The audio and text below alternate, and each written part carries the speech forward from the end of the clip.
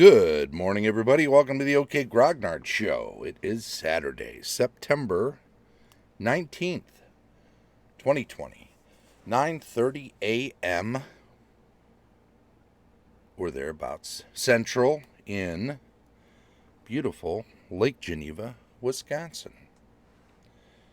It is Saturday, so it is GM Review Day. That is looking at something from the perspective of a game master, seeing if it would be useful to utilize in games we are running. Mostly RPGs, but occasionally we'll talk about stuff like terrain and wargaming or moving it around because it's useful in both. Anywho, what's going on here? Fat Goblin Games. In particular, their illustrations. I think Mr. Hershey, who does such a fantastic job, is the main man behind the illustrations over there, but let us not forget that he is not the only one, because there are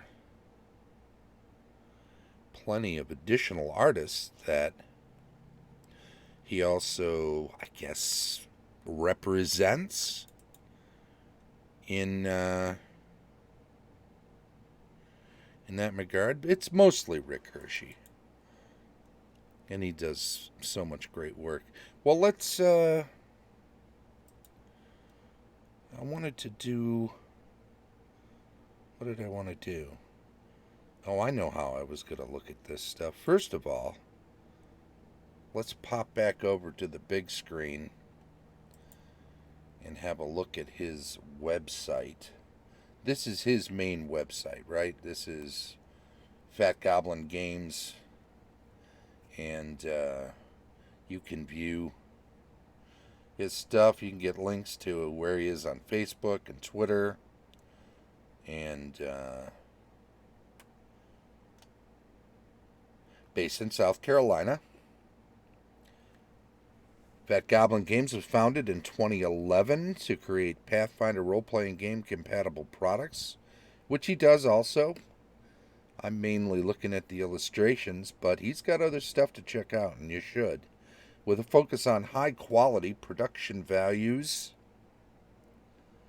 and providing a creative environment for our team of freelancers, the Fat Goblin Horde, Fat Goblin Games has quickly become a recognized force in the world of third-party publishing of not just the Pathfinder role-playing game and 5th edition fantasy, but also supporting the Versus M engine, our own Difference engine, and Tiny D6 games originally produced by Gallant Knight Games, with hundreds of support books, visual aids, campaign settings, and quality stock art.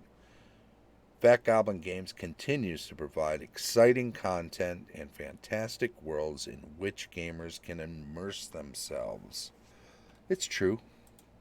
Services, if you check out illustration and design, he mentions that he's an illustrator, graphic designer, writer, and tabletop game publisher. He's worked in the gaming industry for over 15 years, providing work as a freelancer for a multitude of clients, including Wizards of the Coast, DreamWorks Entertainment, HBO, Fantasy Flight Games, and many more. Mr. Hershey currently owns and operates Fat Goblin Games and is well known for his former art studio, Empty Room Studios, which provided quality art and design services for film, comics, and game industries.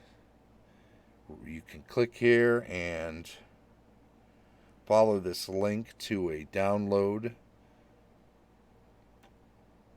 to get his rates on various services, including doing custom illustrations, but he does background art if you are looking to If you are looking to publish yourself, he's got templates to be used in InDesign and a number of other things. We'll get over to that when we go over to his interface on drive-through, because I think it's a lot more granulated over there. 5th edition fantasy difference engine, game master journals is one of the neat things he does, which you can use in a lot of different ways. Pathfinder compatible stuff, publisher's choice stock art, which I'm very familiar with, as well as he's got the Tiny D6 and Versus M engine. We mentioned all of these different systems he supports with various products. But what we're going to do now is pop over to Drive-Through RPG and go to his interface there and just have a look. Like I said, it's more granulated over there, so you can see difference. Tiny D6 powered by Versus. He's got some 5th edition horror stuff, Pathfinder, 5th edition fantasy, Starfinder, Steampunk, 8-bit adventures, Dark Naga adventures as an imprint, Tricky Owlbear is there, Golden Glyph, Abandoned Arts. So there's a number of interests that are under the Fat Goblin Games banner. They're all worth checking out. What I use mostly, and which is why I'm focusing on them, is a lot of their stock art. They got a ton of it. They've got a number of freelance artists whose stock art they sort of represent here. Scott Harshberger, Felipe Gaona, pardon me if I'm pronouncing that incorrectly, I hope I'm not, Joyce Moreira, Jeffrey Koch, I'm going to say Koch, that's probably wrong, Colin C. Throm, 1, 2, 3, 4, 5, we've got 5 different artists besides Rick Hershey, and we've got a number of different lines, too, which is interesting. The Publisher's Choice stock art, which is characters, design, and items.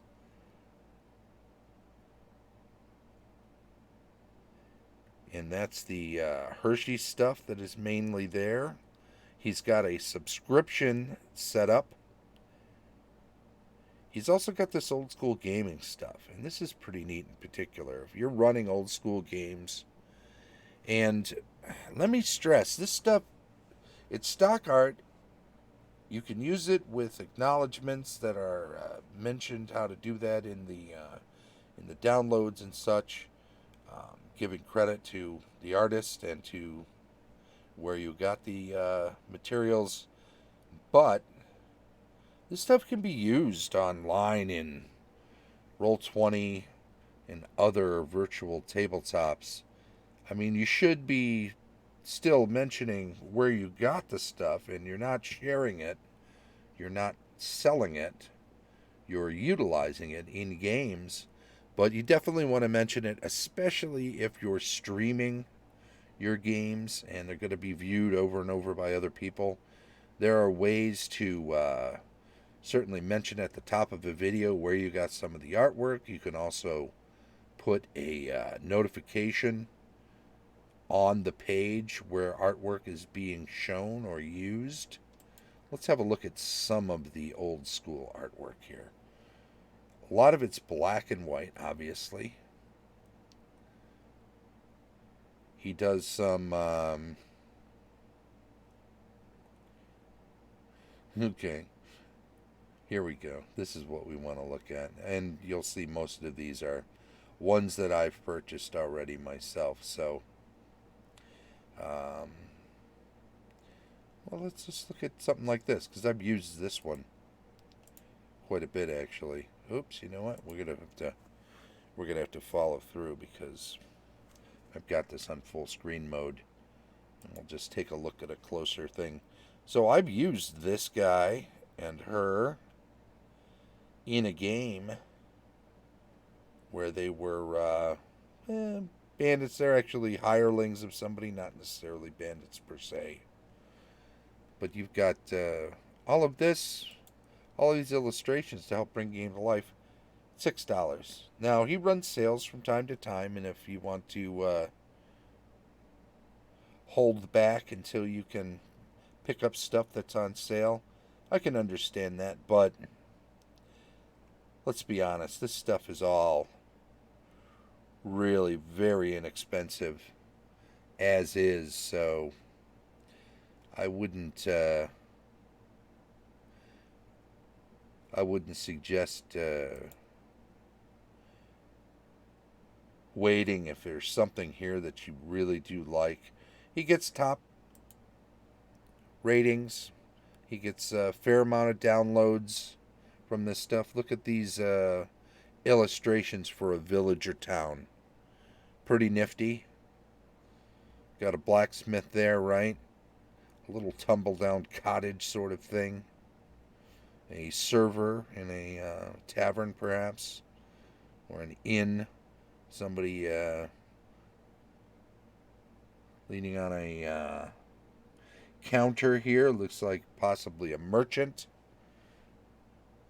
Local townsfolk. A nice couple. I mean, these are all just wonderful illustrations, right? Let's see, what do we got here? Oh, well, tavern patrons. Even a little more apropos, something that almost anybody can use. There's a beefy fella having a nice big frosty mug. She's puffing on a pipe there. She has got a fair amount of feathers and fur, huh? Nice little scene with several individuals there. This fella in from the road, he's been there for years. So you got some wonderful illustrations there. I'm just going to click along here because you'll see how these just continue. Oh, hey, wait. I'm going to take a moment here to check out some creatures too, because we've been looking at mostly people's. This is all vermin, right? You've got rats, and there's a, is that a bombardier beetle with the big, got yourself a centipede, or is that a millipede? I don't know. Should I count that? I think it's probably a centipede. What's this crustacean? Look at how small this person is. That's a giant crab. And there's a mosquito of some sort, huh? So you've got lots of different things covered here. There are more with monsters. Here's a cool one. Let's have a look at this Lich Pack. The Lich King. So you've got some locations here. Spider jumping down on, I don't know, gnome, you think? She's climbing down. That could be used at almost anything here. Somebody coming up the stair. There's the Lich King on his throne. Looks like a little treasure cove in a corner there. Entrance to a mine or a dungeon. Lots to be used there. Not just specific to it, but it's themed in a way to suggest. Here's a travel, what he calls a travel pack. Out on the road, through the woods, crossing a bridge, in the snow, so you've got some winter going on. There's a desert scene, fording a river, or crossing a river, or following a river on a raft with a pole, moving along. Undead Collection. Here's a pretty full one, right? And again, still only $6. Tons. I mean, even if you were paying $5.20, $1.20 for 5 illustrations at $6.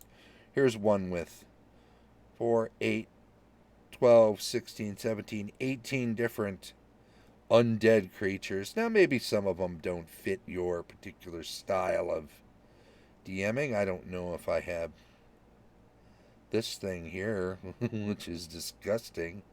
Maybe that's some sort of aberration in my campaign, less so than an undead. I'm sure I could find a way to make it work. Arrows sticking out of this ghoul down here. A undead bird. A crawling hand with a with a head biting onto the wrist so that it can be dragged along. That's pretty disgusting. Multiple heads attached to the body of this undead here. All sorts of nasties that you can throw into a very disgusting dungeon, huh? Let's see what else we got here. Well, as I said, there are tons and tons. Filler art there. Monster set there. Looks like we've got a displacer beast and a roper in there. Here's some more town. Here's some town guards, rather. Hero set. We've got commoner portraits, goblin pack, dwarven portraits, tavern patrons 2, elf pack. So you got a little bit of everything throughout those. Then you get into some other publisher's choice stuff. These are all colored illustrations. I should go back up here and show you how to get to those. If you scroll down and you see, and again, look at all of the other artists he supports. You can check those out too, but I'm keying mainly on Rick's stuff since he's the main guy. I won't go to the subscription. You can check that out yourself when you get a chance if you want to follow up on this. But if you wanted to just look over there and pick up a couple of things and see how easy it is to use, pop on over into the Publisher's Choice quality stock art. See what we got in here. You can just scroll through all of these and look at specific ones that draw your attention, right? Black and white skeletons, okay. Got some Otso bears. So, you know, it's not completely typical of what you might expect there. We were looking at most of those black and white pieces. But notice down here, we've got 8 pages. There are 50 on a page, 356 different entries here. Like I said, there are some page backgrounds. Let's have a look here. I'm going to show you some of this, not just the illustrations. But if you're putting together a product, you can pick up this set of page backgrounds, and you see how quality those are with a nice parchment background and the edge work around the thing there. There we go. There's a bigger version of it. So it's beautifully done. Each page set up, and you just drop it down in InDesign behind the other in the background and duplicate it on every page, right? And then you're off to the races. Beautiful. I'm going to randomly skip ahead to another page now. There's the blood throne. Look at this one. Look at the blood spatter on this one. So that's another cover and interior pages. Again, $6. Not bad, right? Let's go to number 5, for instance, just to pick one. Here we go. All right. Devourer, Dire Ant, Dire Ape, Dire Badger. Okay, we're into a lot of Dyers. Ooh. Dretch. Obviously. Alphabetical. A great looking Etten there. Froghemoth. Gelatinous Cube. Classic. Giant Frog, Gibbering Mouther. So he's gone through all the SRD monsters, or most of them. At this point, he's been at it for quite a long time. Let's look at, okay, we're into some of Scott Harshberger's work here. So you can see, bit of a different style, very nice. He's got some publisher choice maps in here. There's one with the slave pits, Here's one with an underground lake hold that is a small community on an underground lake. Dire beasts like the dire elk, prehistoric and dire beasts. That's a different series that he created to cover an area. Quick covers. These are pretty neat, right? Just a whole bunch of different styles of covers that you can drop down and add some illustrations, punch your title, punch in your subtitles, put your logo on the front. That's kind of Christmassy there, isn't it? How about that? Pretty nice. All of these artwork special license. It's pretty easy to see that at some point inside the oh, hey Lexfire. Oh, thanks, buddy. Awful kind of you. I don't get a lot of those, and I don't really ask for them because I don't think of Twitch as a revenue stream necessarily. I do appreciate it though, and it may be sometime in the not too distant future I'll start looking for making that happen, and it's definitely helpful. So I appreciate it very much. Just going over Fat Goblin Games. Mostly their illustrations and stuff. It's a GM review day, of course, on Saturday. And part of what I'm doing is looking at what might be useful. Let's go back to page 2. Pop back over here. Classic adventure covers. There's a whole bunch of those that look like the adventure... the covers from adventure modules from the 70s and 80s, right? Classic horror portraits. Classic horror portraits 2. Oh, there's a Nosferatu looking guy and a creature from the Black Lagoon. You've got the mummy, the werewolf, Dracula. Looks like an Igor looking guy and a Vampirella. A Frankenstein monster. All your classics reinterpreted or looked over. Look at this crossbow by Felipe. That is a beautiful illustration there, right? There's another dungeon you can pick up and utilize. More pages, maps. Look at this, even some modern stuff. Emergency vehicles. You've got police cars and ambulance and fire truck. So, not just fantasy, not just medieval fantasy stuff. He's got some modern stuff. He's got some sci-fi stuff here too. Not as much of it as the fantasy stuff. Obviously, that's going to be King. Blessing of the Weapons. Look at that nice illustration. That's a beautiful. You can use that for a really nice looking cover, right? Look at that dwarf. A dwarf portrait. Beautiful. An elf portrait. Felipe does some really nice work.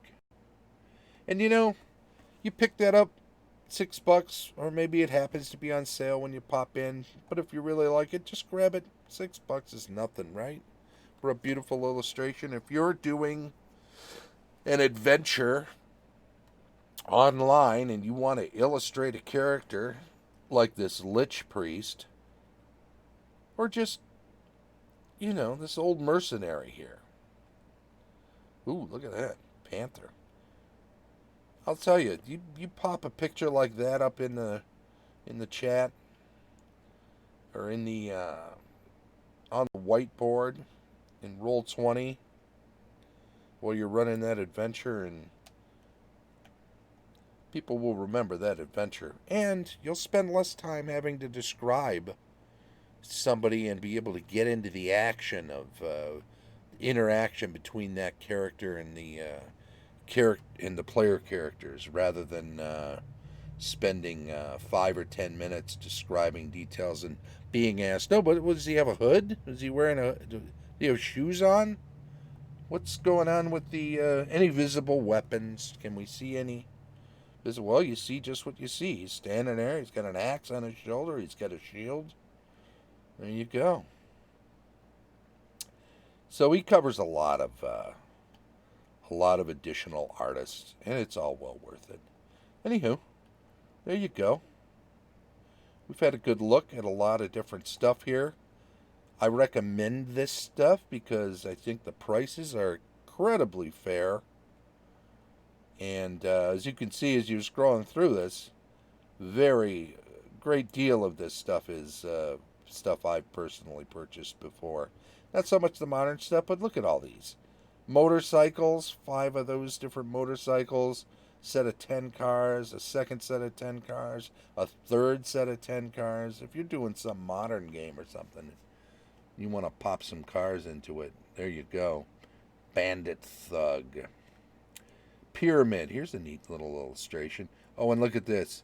The original Game Master. You know what? We'll end on this one. Let's pop over and see what do you think was his influences, I think, because I think we have both the Dungeon Master from the D&D cartoon plus a little bit of Gary in there. Right? It's kind of a cross between them. What a fantastic little illustration, huh? What a credit to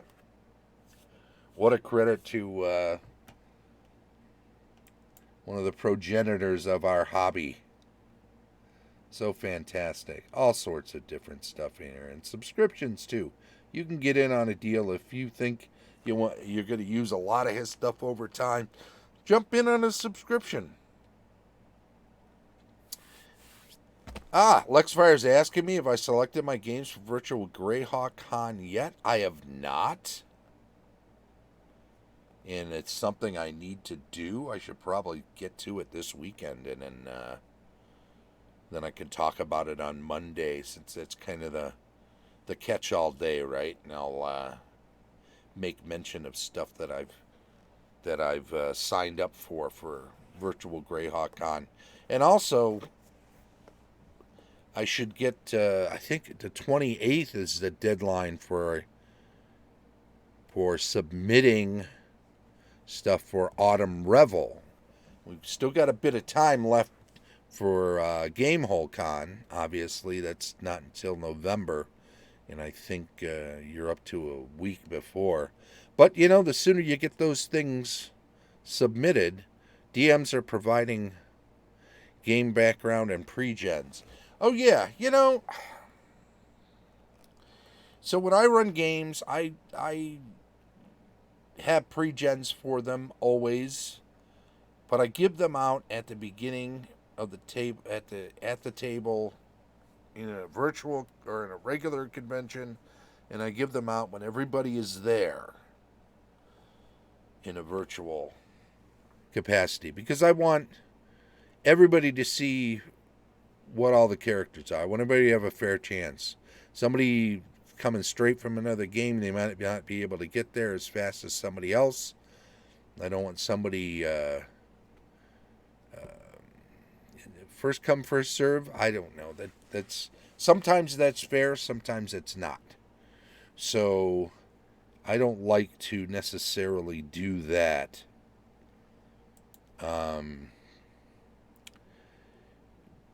So once all the players are there, and we start on time. So let's say it's a 10 o'clock start. If 5 players signed up and I only have 4 of them there at 10 o'clock, I'll go ahead and let everybody check out the pre-gens and start picking out what their favorite is. But the reason I want everybody there is because if 2 people are dead set that they only play fighters, usually there's more than one fighter, but maybe somebody will change their mind and play something else if somebody else is already playing a fighter. And I want them to be able to roll off. I don't want somebody who just gets there early to have dibs on a character, because there may be other circumstances as to why somebody can't get there as early as somebody else. And if you have a start time, then that's when you should start. You shouldn't be handing stuff out ahead of time. Now, some people prefer when they have a big background that they want to impart prior to the adventure. Some people like to be able to hand that stuff out in advance, and totally get that, get some of the reading out of the way. But I don't know. I like all of my stuff to happen at the table, in the session, in the period of time allotted. I think that's part of the part of the experience is just everybody showing up and all getting immersed in it simultaneously. Either way, that's just my preference. We had a draft by rolling D20 highest. Selected first for the first game. I'm running a 3rd level Elf Ranger first game. Cool. Elf Ranger. Yeah, there you go. I'll tell you. Doing a little min-maxing there, huh, buddy? Little optimizing, the old Elf Ranger. Has he got an elven cloak and boots? Are you female even? There you go. Is he, or is she, is it 5th edition? Or, no, this is Greyhawk, so it's probably a 1st edition game, huh? No stock, pre-gen, no magic. Okay. You said 3rd level. I'm surprised they didn't give you a little bit of magic. 1E, 2E, okay. Surprised you a little blue box game. Oh, yeah, they're good. I've watched a few of their videos. What a treat. Definitely worth checking out. I'm surprised, though, you don't a little healing potion or something. Well, anyway, let's talk about more of this on Monday. I'm over time now, and I want to hop off and get on with the day because I've got a huge amount of stuff I got to get done today. So I better get running. Anywho, thank you very much, Lexfire, for coming by. Anybody else in the chat there? Everybody, thank you very much. If you are coming to check out the show, absolutely follow the channel. It's always a good idea. I don't know if you plan on popping by tomorrow, but tomorrow is Rules Retrospective Day. I'm not quite sure what we'll be looking at. Some 1st edition stuff, though, for sure. Weekly news and announcements on Monday. We've got cartography and world building on Tuesday. Campaign discussion on Wednesday. GMing tips on Thursday. Building adventures on Friday. And background to GM reviews. I do want to say Fat Goblin Games. Go pick up some of their stuff. It's all good. Follow the channel if you're here in Twitch, and make sure to chime in on the stream chat while you're here, because we collect the names of individuals who are chiming in and add them onto a list, because we use that list to make sure that people aren't bots that are here and we can give somebody something, and that's how we do it. Also, if you're catching up with this on YouTube, then by all means, please do subscribe to the channel. Give us a thumbs up. Maybe make a comment. Some sort of constructive criticism. We're always glad to be able to make the show better, so we appreciate any help we can get. Thank you very much. Please join us again tomorrow at 9:30 a.m. Tomorrow and every day on the OK Grognard Show from beautiful Lake Geneva, Wisconsin. Bye-bye.